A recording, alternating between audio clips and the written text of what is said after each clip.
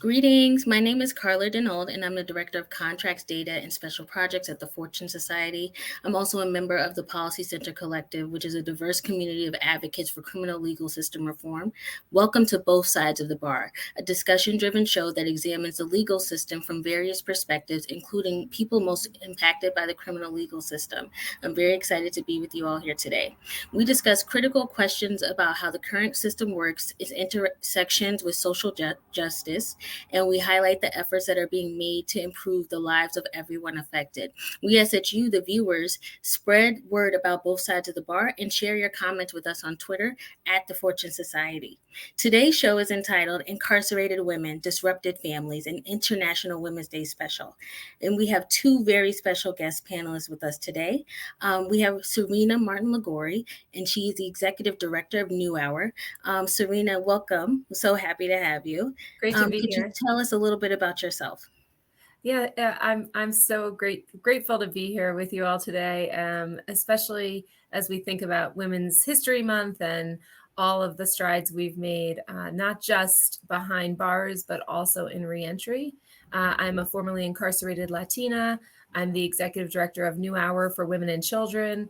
And most importantly, I think about raising my voice for the women I left behind. I came home from prison at 22 years old, and there was not a safe space for women to return to our community.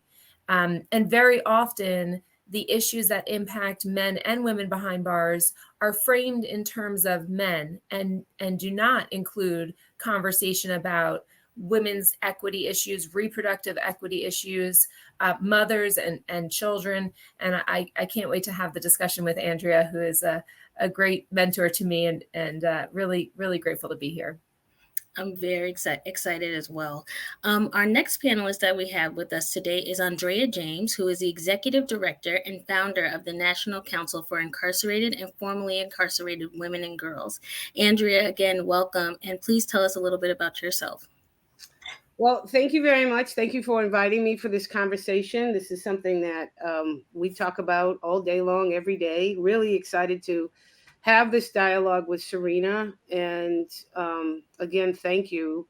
We started organizing ourselves as incarcerated women in the federal prison in Danbury, Connecticut back in 2010. It was a shift year for what I would say was still mostly criminal justice reform work back in 2010.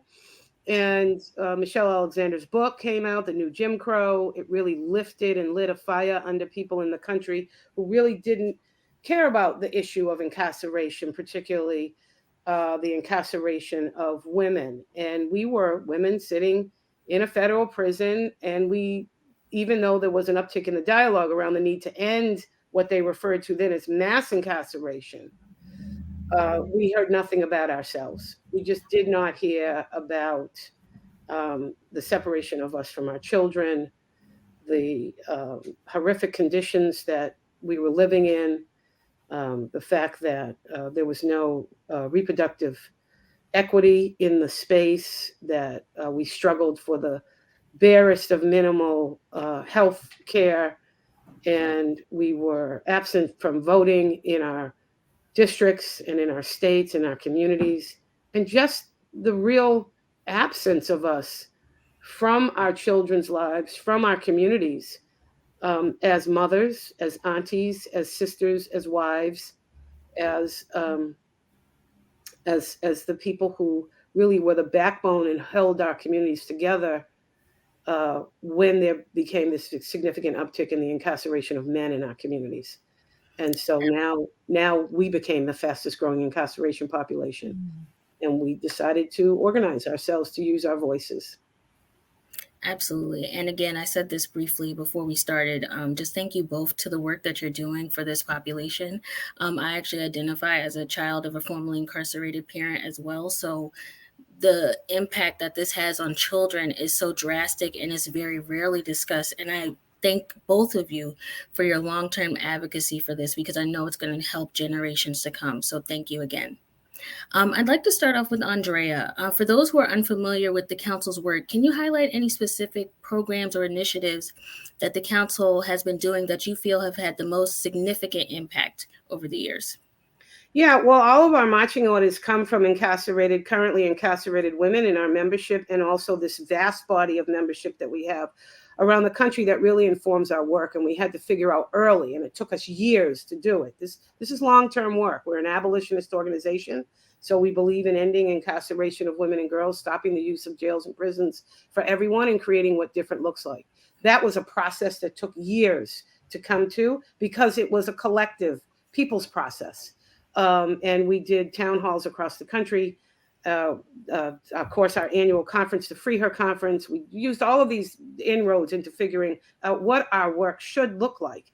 And we came up with our buckets of work that are all inroads into how do you actually accomplish an audacious goal, such as ending incarceration of women and girls. And so, briefly, those are legal and policy, our reimagining communities bucket, and our national Free Her campaign movement. And so I think for me, prisons and jails, although we fight to close a lot of them, and we're in a lot of those fights right now, women's prisons, the real work for us that we're mostly invested in, we're invested in all of it, but is reimagining communities, because nobody's coming to save us. I live in the most incarcerated corridor in the Commonwealth of Massachusetts, in Roxbury, where I've lived for 5 generations. Nobody's coming up here to save us. And the policies are reverting back to hard on crime. And so I think reimagining communities for us, this very hyper local model of organizing, has been the way that we invest most of our resources. Absolutely. And I'm going to ask a little bit more about the Free Her campaign in a little bit, but I'd like to ask a question to Serena. Serena, can you share some insights into your organization's mission and any specific initiatives that you all have targeted for supporting women and children that are impacted by incarceration? Absolutely. When I founded New Hour with a small group of volunteers, they had been going into our local jail, the very same jail that I was in on Long Island in solitary when I was, 20 years old. And so it's meaningful to be able to provide 15 programs a week in those jails, the very jail I was in, to support women, bring them home, give them parenting skills, educational opportunities, and reentry support. But most importantly is really speaking to what Andrea said. On Long Island, we have one of the most racially segregated communities in the country. And the disparities here for Black and brown women, Latina women like myself, is egregious. And what we see oftentimes here on Long Island is many of our women come home and live below the poverty line, right here in sort of what people often think of as a very a wealthy neighborhood. And I think part of the work we do is not just the direct service, but it is truly about how do you empower women who have been impacted to then change the system. And we also believe that we must abolish the system, but while there is still a system in place, we need to protect our women behind bars. And one of the things we've just done is introduced a new bill in the New York State Legislature called the CARE Act, the Compassion and Reproductive Equity Act, because what happens to women who are pregnant behind bars, which is, close to 50,000 women every year in the US, 2,000 babies born behind bars.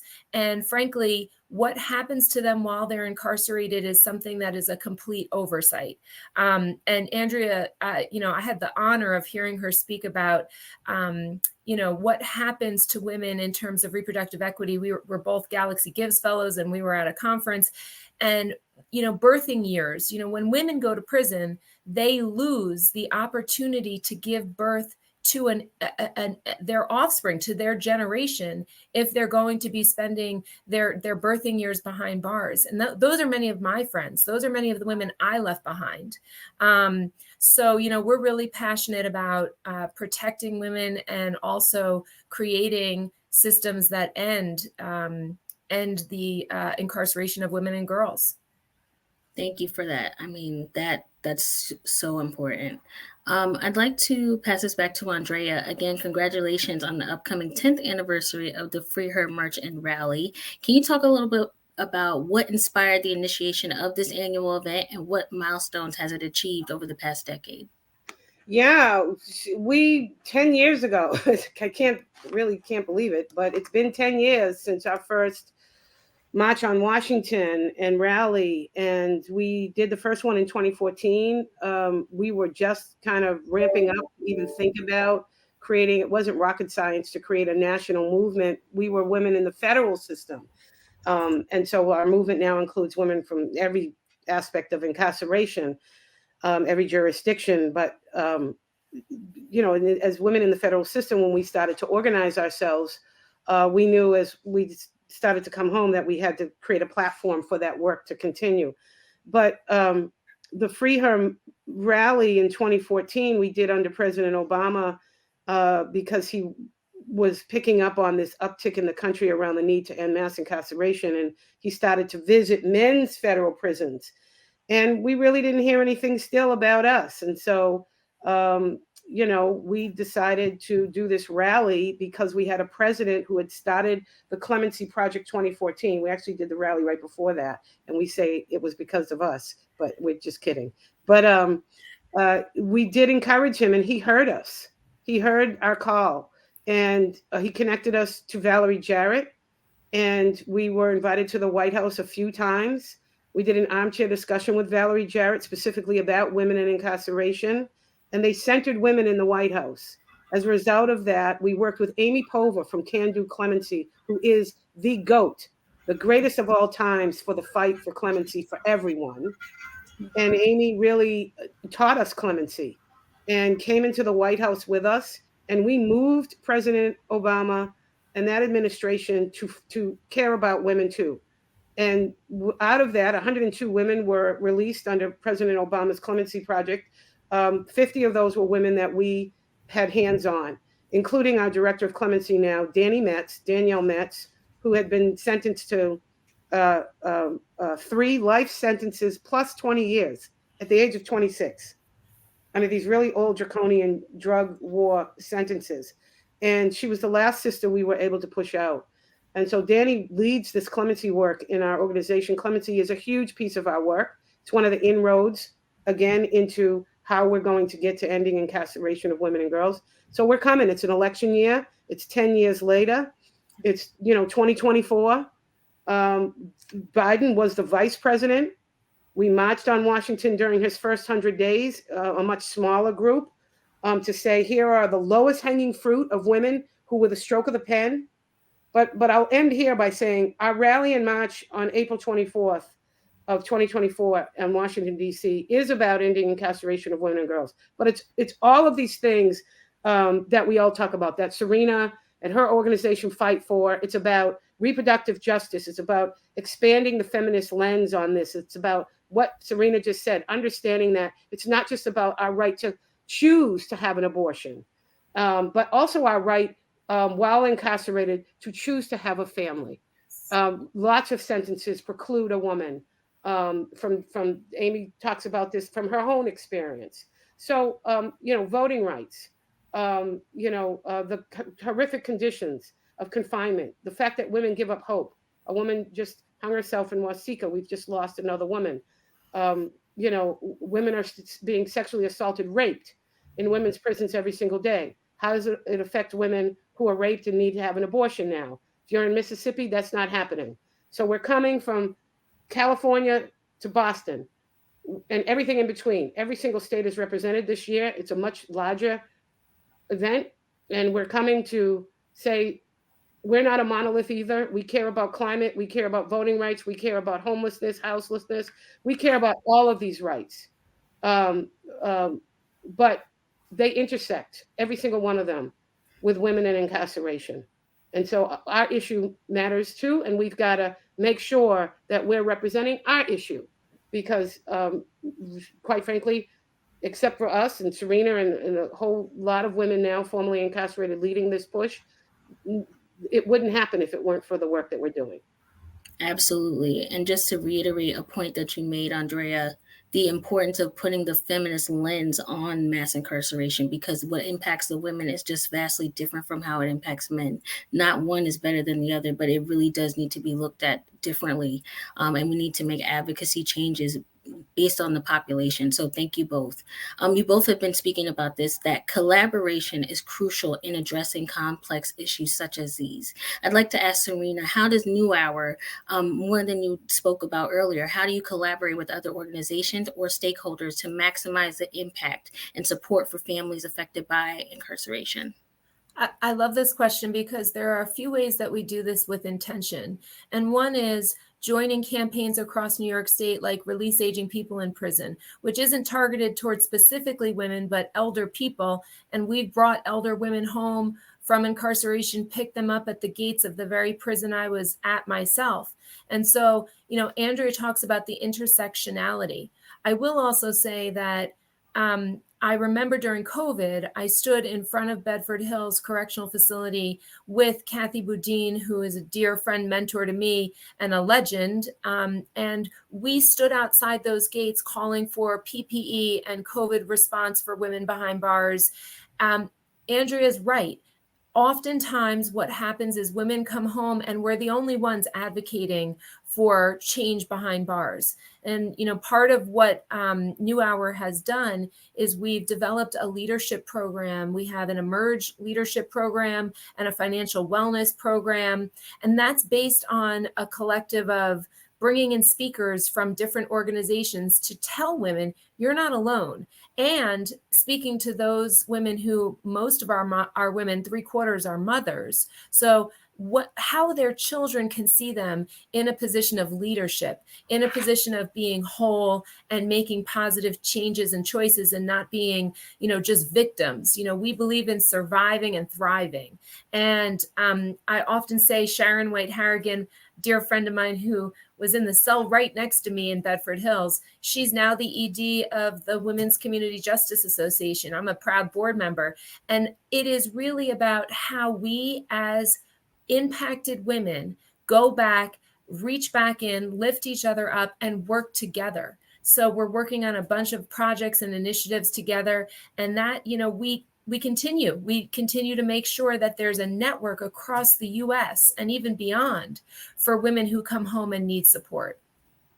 Thank you for that. And, you really just made me think of something. How can women who may not be impacted join this fight? What can both of you suggest as ways for them to learn more about this movement and to join in on the fight? Well, I think for us, we took a long time to think about that because we really wanted to make sure that women that had the most direct experience were leading and their voices were heard, and there were platforms and infrastructures put in place for that to happen as the experts at the top of the expert pile.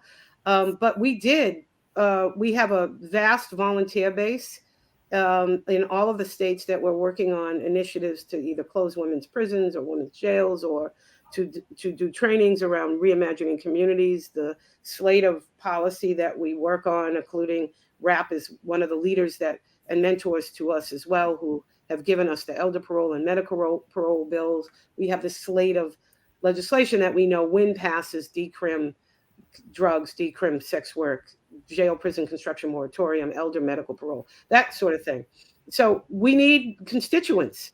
I'll never forget 12 years ago, a legislator looking across the desk from me and saying, my constituents don't care about this. When we were starting the work to pass primary caretakers that is passed in 7 states now and being worked on in 15, which just creates some space, a loophole to not incarcerate a primary caretaker of a minor or of elderly parents and so forth. So that's where constituency is real important. And, these are wider people from wider communities, from wealthier communities who wanted to get involved and engaged in all of our work and Serena's work across the board in the ecosystem and the abolitionist and criminal justice reform ecosystem. And we couldn't figure out how to do that without giving up the leverage for directly affected women having their ideas. So the constituency's job is to support the leadership and the trajectory of the directly affected women. That's how we work. And so they're phenomenal. So our volunteer base, wherever it is in the country, is called People Not Prisons. And so we partner with groups like Surge and other organizations that have, groups in different parts of the country that are not directly affected people for the most part, but they are constituents, and they help us to make it very clear that they don't want new prisons. They expect that money to be shifted and invested in the communities most directly affected by prisons. And so those are the things that's the way that we took us years to get there, but figured out, how do we onboard people who may need to be politicized, who may need to have a little bit of racial equity training, who may need to deal with all of these things that they might not even recognize that they're carrying into the work with them. How do we get them involved and engaged in a powerful way that allows their voices to be heard in the way that we need it to happen? Absolutely. And Serena? I would just add to that part of that sort of theory and perspective that, Andrea, you're sharing is exactly on point with why we tell people who aren't impacted to be upstanders. They can get into a room that we might not be able to get into. And if you are an upstander, you can take that opportunity to talk about this. But interestingly, almost everyone I speak to, from Girl Scouts to DAs to cops, everybody has someone they know who went to prison or jail. So this issue is an issue that does impact everyone if they're willing to be honest and talk about it. And so, I'm always surprised, even talking with folks at Department of Corrections and Community Supervision, even talking with folks who are, maybe on the other side of many of these issues, they'll say, oh, I had a cousin who went to rehab. I had an uncle who went to jail. This issue is a systemic problem across all of the US. And so, we continue to, and sometimes we will kind of put our toe in the door, hold that door open by talking about obviously the children and the impact on families. And we have safe space events. We give out toys during the holidays. There's a lot of ways to do outreach and then pull people into the larger issue to educate them about the systemic oppression of incarceration. Thank you both, because I think we just really needed to highlight that piece, right? Because I think a lot of times people look at the issue and they say, oh, I don't really have that impact. But to Serena's point, more than not, a lot of Americans do have that impact. They may be 2 or 3 strands off, but it is there, and everyone can get involved to, support this very important mission. We need them to come on board. Come on to the march. Come to Washington, D.C.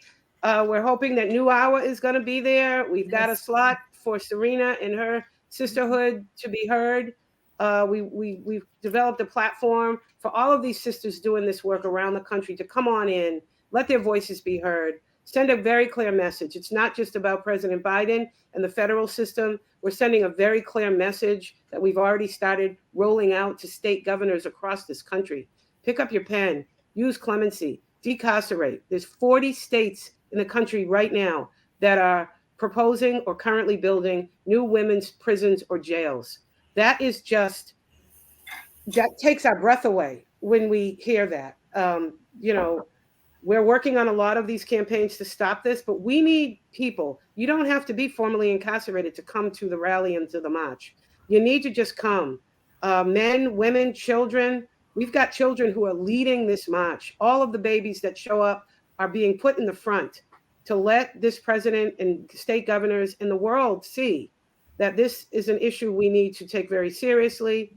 We have things in place that we don't have to pass another law or create another piece of policy that we can use to significantly decarcerate on our way to ending the incarceration of women and girls. So everybody's invited. Thank you so much. So as we close today's session, I do want to just highlight why we're here today. Women's History Month and International Women's Day provide opportunities to reflect on the achievements of women. So I'd like to ask each of you to share your feedback. How do you envision shaping a brighter future for women and children affected by incarceration? And what message would you like to convey to our viewers about their role in this journey? I am one person who was impacted, harmed by incarceration. And my goal is not to continue to be the leader, but to elevate other leaders and to elevate other people who are directly impacted to take on the leadership in this space. And I often turn to women who come home from our jails and prisons every day and think about, what job opportunities do I have to offer them? How do we make space for more leaders who are directly impacted? Andrea said it before, we need people to listen to those who have been deeply harmed and impacted. That is children, that is, families, that are certainly, those are women who come home from incarceration. They're the key. We have the keys to the answers to make this problem, to change the face of mass incarceration. And I think that we have to continue to be loud. We're seeing, and Andrew talked about a little bit, we're seeing even departments where women have been raped and harmed, and there was a recent expose. The department wouldn't even apologize for the sexual assault and violence that these women had endured while incarcerated in a federal facility. So, I think there's so much to be done. Yeah, I would just piggyback on that. I mean, as a national organization, we always say this, national organizations, their job is not to go in and drop in anywhere and tell people who are doing local work. My political home is here in Boston, and part of Families for Justice as Healing, which was the actual organization we started in the prison before opening it up to our national platform. And so as a national organization, our job is to create the infrastructure for new systems to be put in place. And so this is the work that we mostly do. And training, as Serena has pointed out, is absolutely imperative for all of us to train. We're not going to be around forever. I'm already tired. So it's about really pouring in to the younger generations of sisters that are going to carry forward this work. And so mostly at the National Council, we're in that period of our existence that is really creating opportunities for more training, more opportunities to share the work, more collaboration. And we're abolitionists, but sometimes that requires that we do non-reformist reform work. Our people are inside of these places. So we really have to find ways, as Serena and New Hour does so well, to work with organizations and agencies such as the district attorneys and things that, as an abolitionist organization, we don't center our work in that, but it's absolutely important that that work also is done. Thank you so, so much. I really appreciate both of you and your time. To our guests, I thank you for giving us your thoughts and observations about the intersections of women in incarceration. And I thank you, the viewers, for joining us for all of the thought-provoking discussion. In the meantime, on behalf of the Fortune Society, we would like to thank you so much for tuning in to Both Sides of the Bar. If you're interested in finding out more about the Fortune Society, please check us out on the web at fortunesociety.org or on Facebook by typing in the Fortune Society. This is Carla Denold, and I appreciate you joining us as we critically look at both sides of the bar.